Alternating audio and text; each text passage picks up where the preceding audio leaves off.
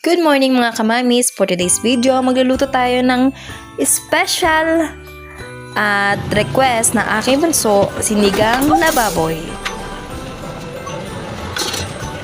So yun na nga. Nahimay ko na yung kangkong dyan kanina pa.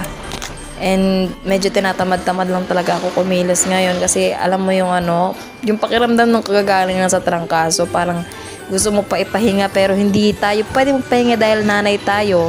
So yun na nga, nag-iisip ako dyan. Wala pala akong kamatis. Bili mo kamatis, mama. Kulang din pala ako ng sahog. Gusto ko rin pala lagyan ng gabi. Inutusan ko anak ko dyan. Kaso, wala palang kamatis dyan sa tindahan. So, napababa ako ng talipapa. Pero bago bumaba, naghanap muna ako rito. Hanap-hanap. Kung sakaling makahanap. Ibang nahanap. Kutsara. Oh, kutsara sa cake. Alam ko na naman kung sino may sala nito. Yung